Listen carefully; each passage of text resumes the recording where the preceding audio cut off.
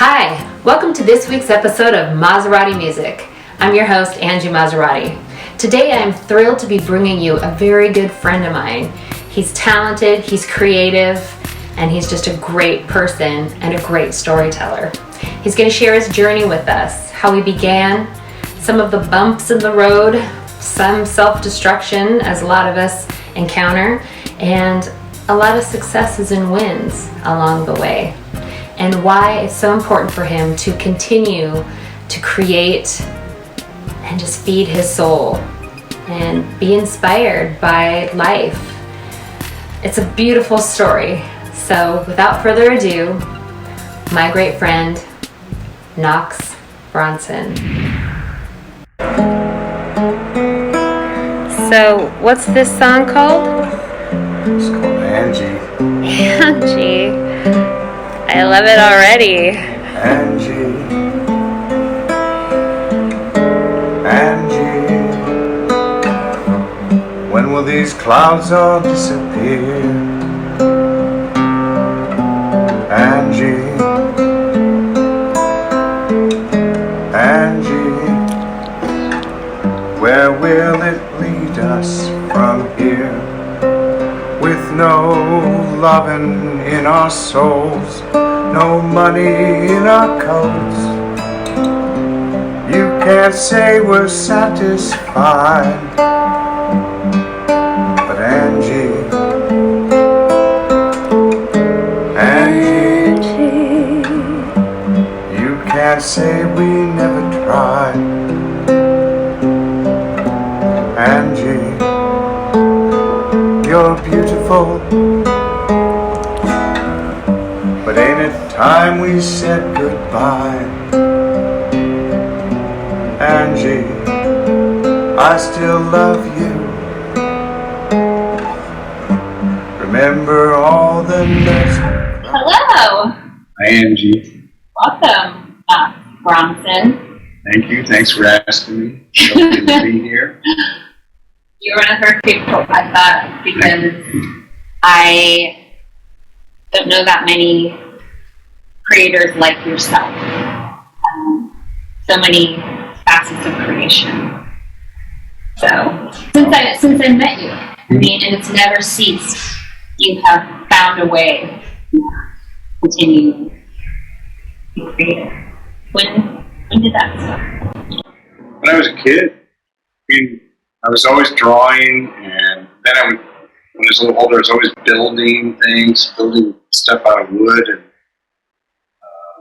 like go-karts and coasters and whatever. I always work on bikes, and then I got really interested in music. I mean, I was always interested in music, but when I was in my early teens, I started fiddling around. My dad had a mandolin, and I started figuring out how to play that. And everybody else was starting to play guitar. I didn't want to do that, and because I thought I don't want to be like everybody else. But That's how I always am. Yeah, well, and I had a ukulele and a mandolin, and then my folks bought my sister a guitar, and I was probably 14, and I remember just putting it in like this. I thought, oh no, this is what I want to do. And it occurred to me that those other instruments are very limiting, and the guitar you could do any kind of music on. So that was kind of the beginning there for music anyway. I had played. I'm thinking you figured out that chicks like guitar. There was look, yeah, the approval of women has always been important. So, Yeah. We're a gentleman. You.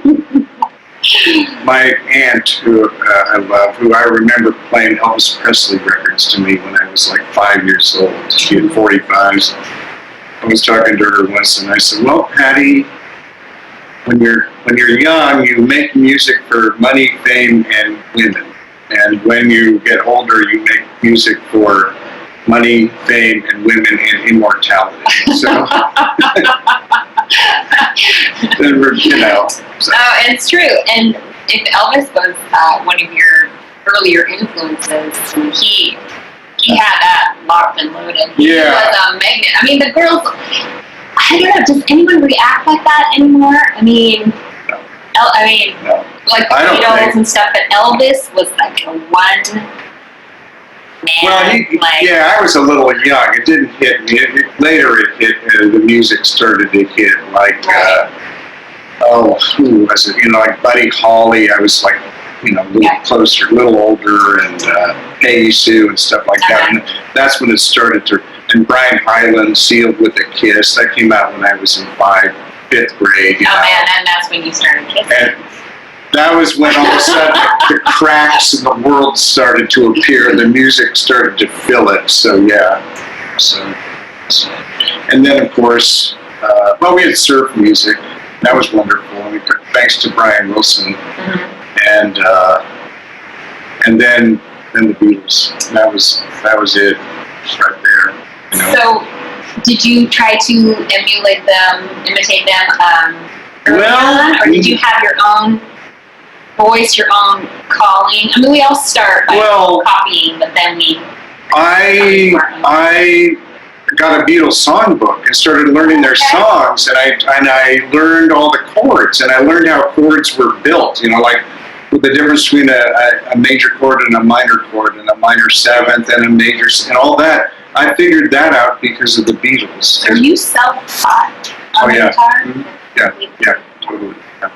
But so that's how I learned how. I already knew how to read music from playing trumpet, but so that's how I kind of learned everything. And then I started learning finger picking patterns. I started writing instrumental guitar pieces as well as trying to write songs and stuff like that. Yeah. So, I mean, the Beatles were celestial beings. There was no real competition with them. I didn't even think it was right for people to sing a Beatles song until maybe 10 years ago. Because I mean, well, you have that standard for yourself. Oh, thanks. So I'm not surprised. You do protect the integrity of the music that you, I mean, and the idols, that you have. It's got to be done. I mean, like, I have yet to sing a Whitney Houston song in public because the comparison. There's a documentary you have to see on Netflix. Okay. David Foster, he produced Whitney. I watched it. Oh, you did? I watched it, and I loved it, and he really did know. I mean, what he did with that song and that movie. Yeah, the whole thing. Yeah, I actually saw her on that tour. Oh. And got pretty good seats, but I was back there just crying because it was real. Then later on that tour, that's when she actually had a lot of canceled dates because of her boys, but we now know that was that already happening this early? Already happening. Oh man, I didn't know. I know, I'm so young, it doesn't seem like it could have been that time. Yeah. So who's your greatest mentor, idol, music creator? Well, David Bowie. Really? This is surprising. I love him. I saw him on the Ziggy Stardust tour, and I knew he was a weirdo. I'd only heard one piece of music by him. I know two, but I didn't know Space Oddity was his. And because I heard it, I used to hear it on the radio, and then he did it live. I thought, oh, what a great cover song for this guy. Still didn't know. But what I liked about Bowie was he looked like how I felt inside, an extraterrestrial weirdo, and he, I saw him on the Ziggy Stardust tour, and I was like, whoa, I still can remember it to this.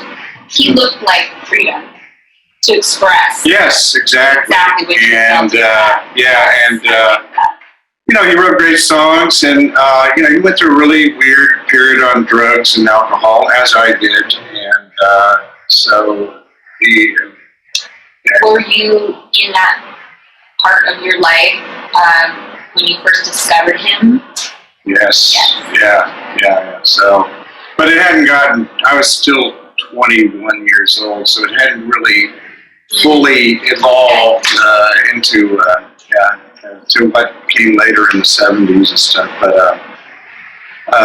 probably at 21, you felt like you had control over it and not it over didn't even you. think about it. Yeah, You know, just didn't even think about it. I was having fun, right? Yeah, So you are immortal. yeah. So anyway, so Bowie, John Lennon, of course, and in recent years, Bob Dylan has become a huge. I mean, really, I've always loved him, but and the Stones, the past 10 years, I've begun to understand what they did. Because when I was a kid in the 60s, you had to pick Dylan, Stones, or the Beatles. I mean, it was like one of the three. And, it was kind of funny. We didn't get the insight into the depth of how they create, the work it takes, the sacrifice it takes to try to survive in that lifestyle and everything, because we didn't have the internet. We didn't have all those things that nowadays, I think we're getting such an appreciation, and this is why I love being able to do the show, is that when you connect and can learn about the person, you appreciate their art and their creation. It gives it that much more substance than just a song. You feel it deeper. So well, yeah. I mean, now we know in the early '60s the Beatles were in Hamburg and doing tons of speed and drinking and sleeping in the same bed. And the Stones, the same thing, to stay warm. I mean, they just Dylan's bumming around Greenwich Village, the folks singing there and making a. But I don't think that has changed. Maybe the outward manifestation of it, but that totally commitment has changed. So. People love a struggle story because they love the hope that comes from it. I mean, you struggle and you're just so hungry to make it and to get there, and they realize that the gift is really in the journey of getting there, in a sense. I mean, well, my son manages Killer Mike, who is happy to run the tools, and they're just their last album hit Billboard at number 10. But he's with Mike. He's been with Mike for like 15 years now. And we were talking 5 years ago, and he said something about the overnight success came after 10 years. Yeah. And it seems a minimum of not true. I don't want to discredit anyone, so I'm not going to remove the word true, but of artists who have created their own success with grinding it out and getting out there and really, it does seem like a decade is the minimum. I'm working on 2 decades. Yeah, well, And as Will said to me, he said, we had a lot of opportunities to kind of sell out, and for commercial things, labels and stuff like that. But we decided we did not want to compromise him, and who he is. So, and in fact, William Burroughs said the same thing to Patti Smith. He said, keep your name clean. Don't keep your integrity, or artistic integrity. Don't ever let that be compromised, because that's all you really have. That's the road to misery. Yeah. I mean, we've seen it time and time again where they grab these kids, essentially, create them, years down the road, they're going nuts. They're doing just total mayhem to blow it all up so that they can go back to themselves, discover. So, a lot of times, it's definitely, it's painful to watch and beautiful to see the emergence of their true self coming back out.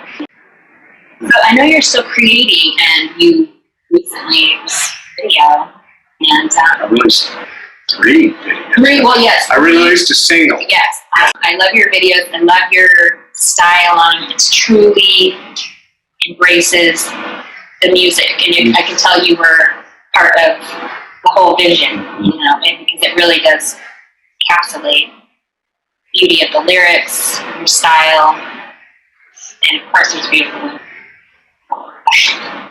What the?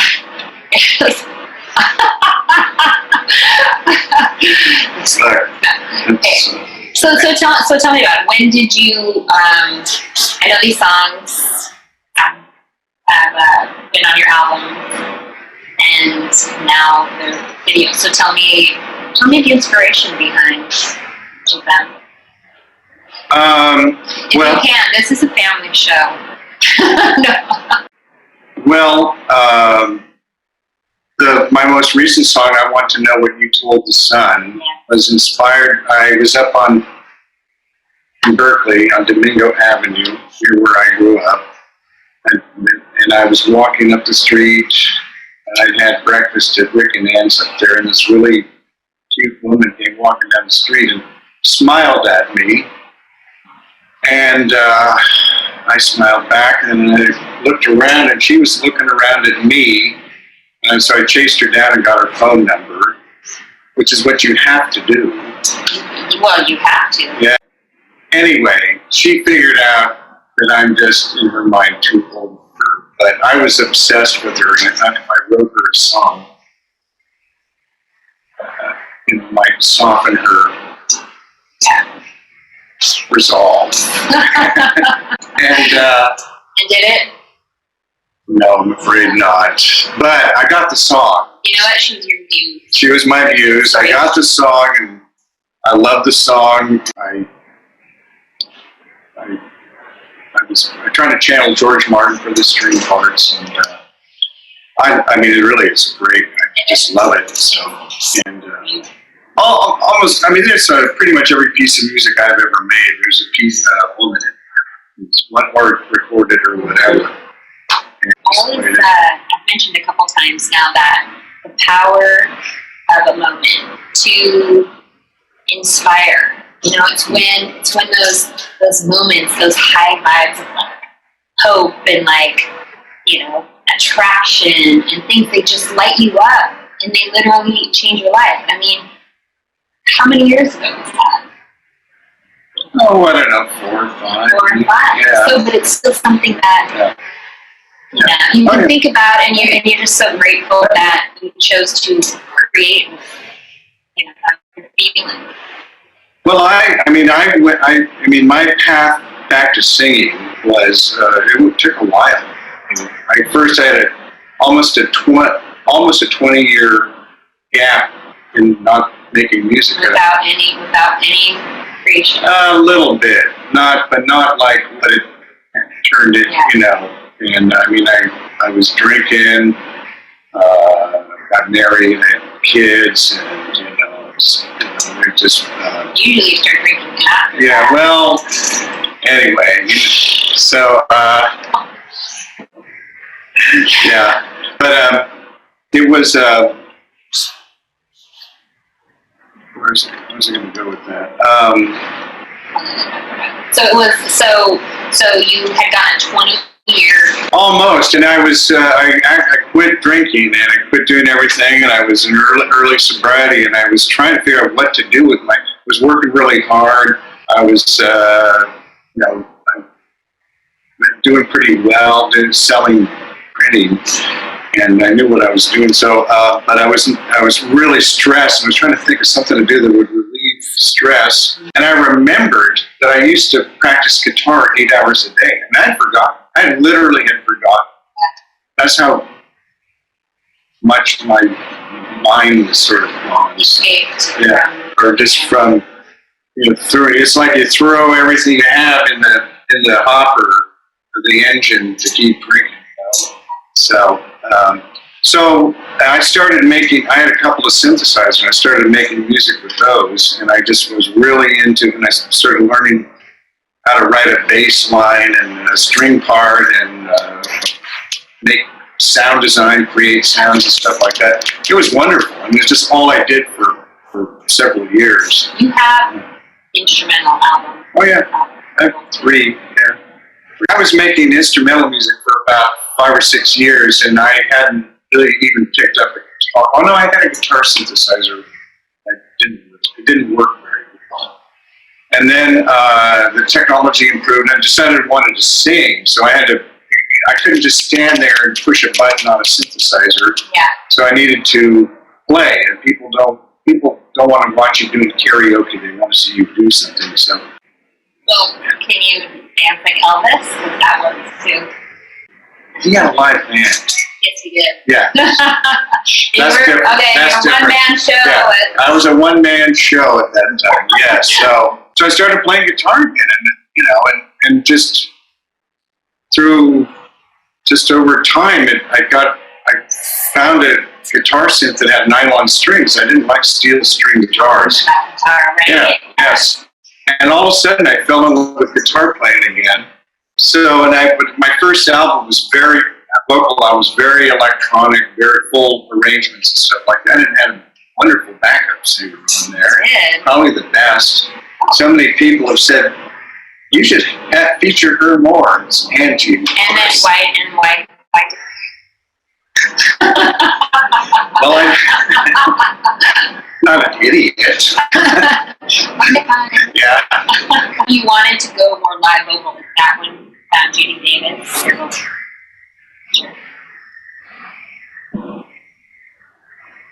I think the album came after Judy.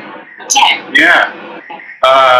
I just was trying to find a voice coach because I knew I could sing some stuff, but I couldn't sing others, and I didn't know why. I really wanted to be in the class, and I thought it was special. He goes, "No, you do." Okay. Yeah. So I went to that class, and it changed my life.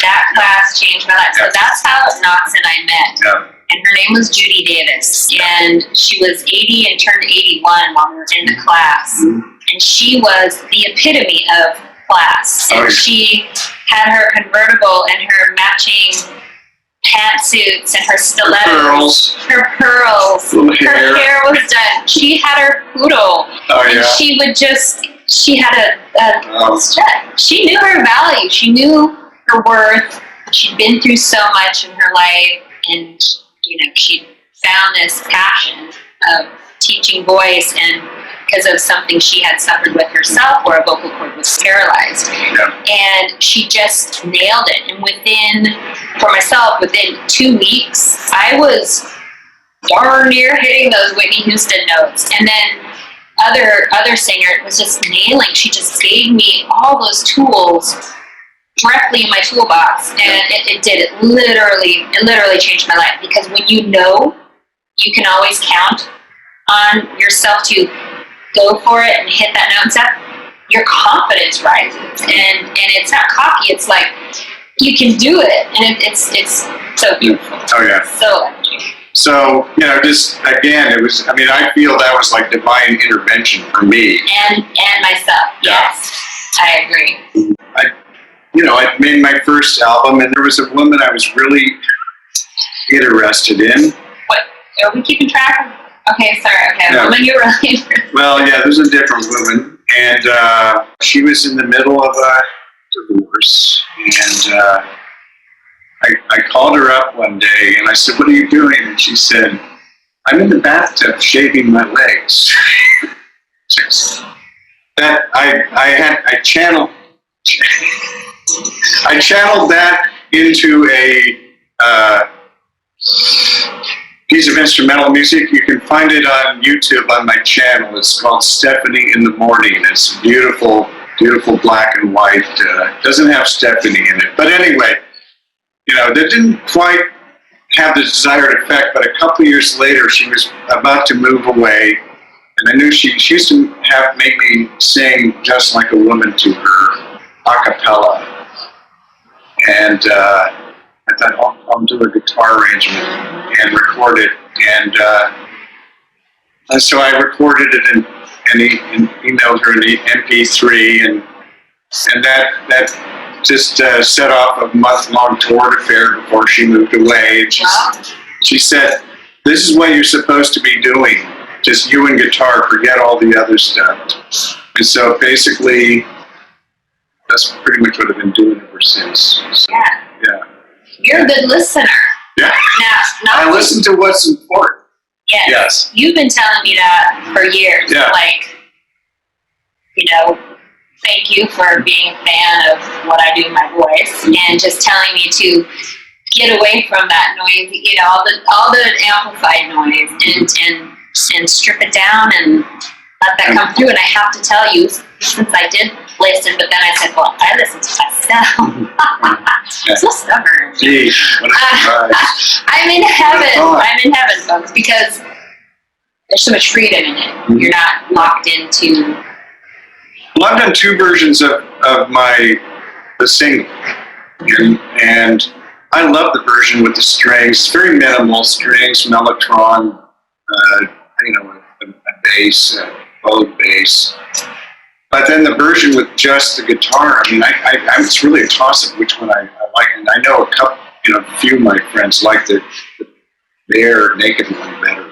It's interesting, there's just because really, ultimately, it's just about emotion and connecting with people and whatever, So everything you do has to be channeled towards that. You're such a multifaceted creator. I mean, there's music, there's podcasts. Do your podcast have a theme, or no? What would people look for when they go to the podcast? Well, they're mostly just 5-minute long ruminations on whatever I'm thinking about that day.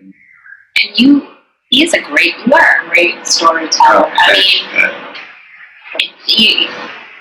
You just, the way your mind works and your wisdom and your experience, and they're really enjoyable. Thank you. Those are on your website. Yeah, they're on. I mean, my podcast is on everywhere. It's on Pandora, Spotify, Apple Podcasts. It's named Knox Bronson, Riding the Wild Bubble. I started. That's my life, writing. Yeah. Where are we today? Looking down. Where have the winds of fortune taken me? Where have they taken us? Yeah, taken us. Yeah. But and I've been since I put the album out, I've been kind of going through each song and talking about it and where it came from, why I chose it, and stuff like that. The album is all mostly covers. So where are you at in your journey? Like, is there anything you haven't done? I haven't played the Oakland Coliseum, or Carnegie Hall. So. Well, we might be able to rent it out cheap these days. So can I be your opener? Yeah, sure. Yeah. So, I have another album, working on a bunch of covers. I mean, I got my little busking set up so I can go play anywhere. I want to keep performing. I love playing in front of people. Are you practicing every day? Oh yeah. Learning new songs and working on my own stuff.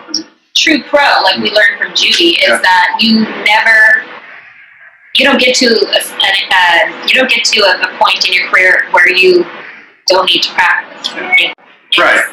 It's a lifestyle. Yes. Yeah. Because you use it and lose it is so true. But I had a book proposal out there and an agent who was willing to walk it into this editor who was perfect right before, and we went back and forth on it. She first said, no, I can't sell this book. It's a big art book. It's a photography book, it's a early history of iPhone photography, but it's a big art book and they cost a lot of money to produce. And just before the lockdown, she actually turned me down and she called me up and said, okay, I will take this book in. I have 2 editors. Which one do you want? It's gotten lost in the shuffle. So that's something that could happen. Yeah. Are you going to make more videos? Oh, of course, yeah. Yeah, I'm making one really soon. And you have to now. You have to keep putting things out and now. But I love it, yeah. Would you mind playing some music? What would you like to hear? I would love to hear. I'd like to know. Oh, okay. All right. You want to put it in the video of this? So I'll need to get this file for permission for you. Oh, yeah. Down. Of course, yeah.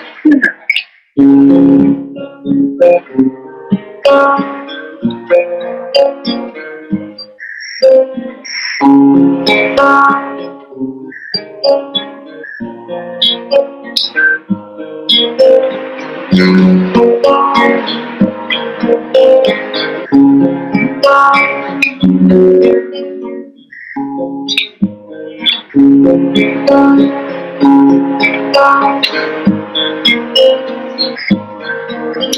song you are, the light, your eyes, the wind, your hair, your soft white eyes. I want to know what you told the sun. Everyone knows except me.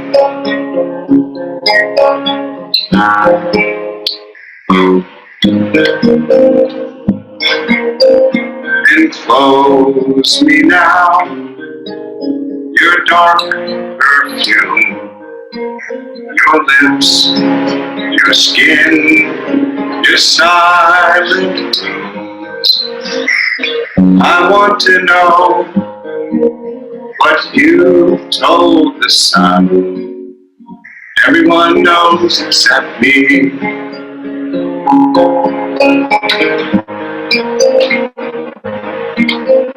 Beautiful your radiance, the incandescent storm.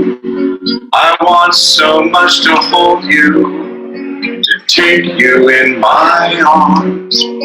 You know you drive me crazy, it comes as no surprise.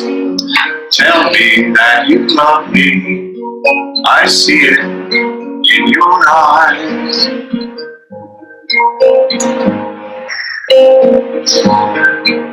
The song, your light, so soft, so cool. The ocean laughs at this old fool. I want to know what you told the sun. Everyone knows except me.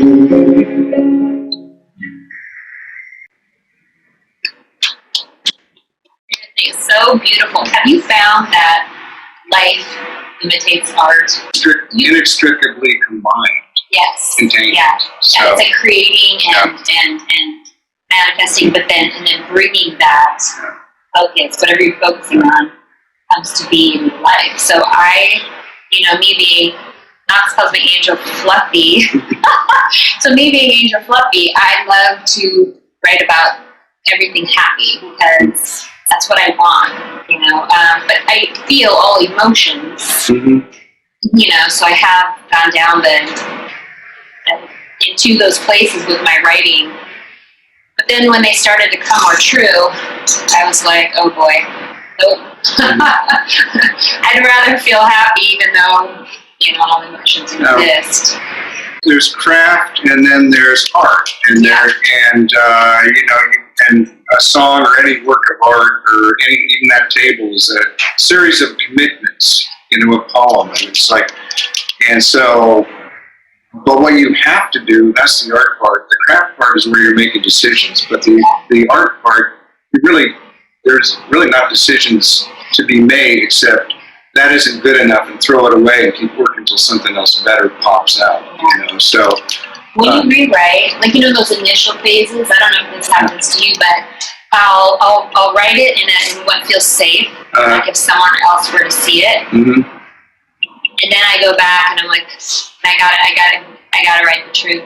I have to expose the secrets so that they can come out of me. Right. There's a book, I read it, Songwriters on Songwriting. It's a really good book. Women songwriters are terribly underrepresented. Should do a second volume. But I'd say every one of them says, we're just channeling, the song. They're just coming through. We're just catching them, So yeah, so you have to, but part of the process is, starting with your initial ideas and going, now that one we're doing this. Yeah. I don't know where the chorus for that came from. I've been sitting there for 2 or 3 hours just driving myself crazy, saying this is crap. All of a sudden the chords came. I want to know what you told the sun. Everyone does except me, and it came with the melody and the chords, and went, whoa, that's it. And sometimes in the middle of the night. Yeah. But isn't it beautiful? It's like it's treasures when it happens like that, because you know it's like a message, a creator, like a connection that just. I do want to ask you one more question about balance of creating and then life's responsibilities. And do you think you could have done all the creating had you still been married and kids under the roof? I'm the one that gave up creating. When I, back in my, say, early 20s, because I was busy drinking and partying, and it's like, well, if you're partying like David Bowie, you're pretty much almost as good as him. You got a bottle of rum, a gram of Coke, and a cute girl. I mean, why go through all the pain and suffering of rejection and writing songs and playing to empty rooms and kissing ass and all that? Much easier to just go to the good part, right? So, it's all conjecture, but David Bowie did some of his best albums after his early stuff, he was married and he did have a child, but he had they made it work somehow. And then later, when it can be done.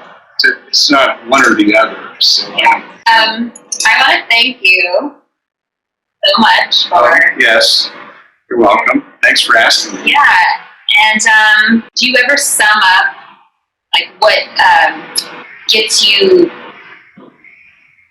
taking that next step on something? Like, is there not a catchphrase, but like is there an empowering kind of phrase or thought that you go to get you back in that frame of mind of hopefulness or a next step? Well, you just once you're committed, you just have to keep going. A couple of years ago, I was really down, and I called my son, and who is a very successful manager of hip-hop acts. He's got like 20 acts, and he's doing very well. And he said, "What's going on?" I said, "Well, I don't know how much I should tell you. You're my son, I'm your dad." He goes, "What's happened?" I said, and I was living out in this place that I hated, out in Martinez, and it just was, and I didn't see any way out of that either. It was not a good situation. It wasn't a bad situation. A lot of people would have loved it, but it was killing me because I was so constrained. I couldn't even hang that picture up. And I said, "Well, I don't know, Will. It's like, I feel like the boat has left the harbor and I'm not on it. The train has left the station. All the stuff I hoped would ever happen hasn't happened, and it's not going to. And the worst part is I'm just an old fart and nobody gives a shit." And he said, "Dad," he's a very sweet guy, said, "The world is a better place because you're in it." And he said, "You can't worry about all that stuff." And this is when he started talking about Mike. And Mike said, "Mike and I, we had 10 years, we had opportunities to sell out commercially. We didn't." He said, "So you just keep doing the things you do. You've done some great stuff. You wrote that book and you built that garden down in the community garden called Running." And he said, "Just keep doing the things you love and don't worry about the rest." And I've tried to hold on to that, because things do change as you get older. There's no doubt in my mind that I'm in quite a chapter of my life, really. It's not like I'm 22. So I just have to keep,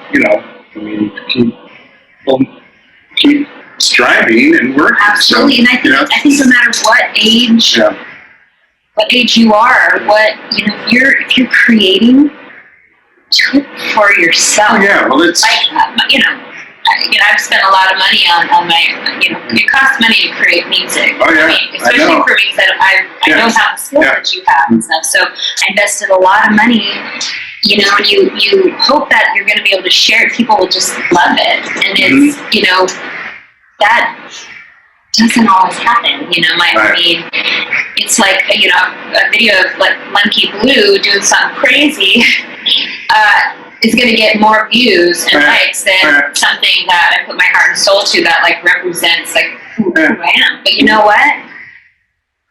I did it for me.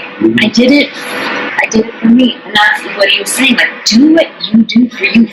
It's feeding yourself, giving yourself that time, allowing your inner artist to exist, and leaving what you can, you know, creating what you have. It's eternal at this point. You have to absolutely agree with your very wise son, who the son of a very wise father, to just be happy and continue doing what you do. And so thankful for everything you've taught me, and being my friend, and calling me when I'm down in my